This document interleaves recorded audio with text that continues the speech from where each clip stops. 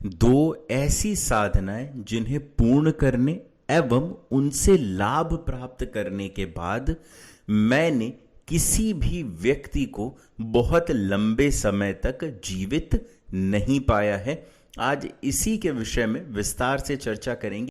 ऐसा क्या हुआ इन साधनाओं के बाद कि साधक स्वयं को सुरक्षित नहीं कर सके, साथ ही साथ किसी से भी सुरक्षा की अपेक्षा भी नहीं कर पाए, अथवा आप यह कह सकते हैं कि वो सुरक्षा अथवा मदद भी मांग नहीं पाए। प्रथम साधना है काम पिशाचनी।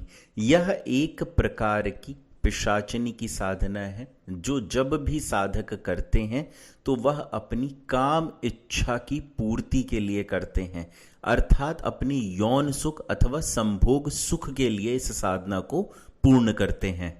इस साधना का लाभ अथवा फल यह है कि साधक जब भी इस साधना को पूर्ण करते हैं तो निश्चित ही उस महिला के साथ शारीरिक सुख की प्राप्ति उनको होती है, जिससे वह यह इच्छा प्रकट करते हैं। इसके पीछे का कारण क्या है, इसे कभी हम विस्तार से समझेंगे।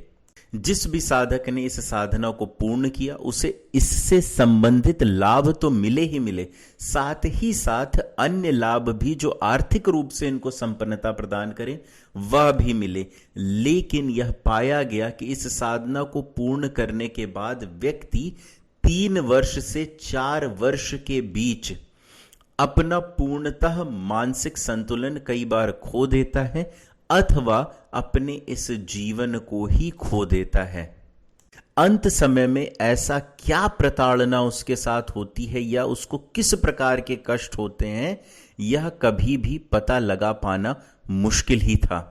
लेकिन जो इसका एक नियम है इस पिशाचनी सिद्धि का कि अमावस्या की रात्रि आपको इसके साथ भोग पूर्ण करना ही करना है, यदि आप उसे पूरा नहीं करते हैं तो कहीं ना कहीं यह आपको कष्ट प्रदान करती है।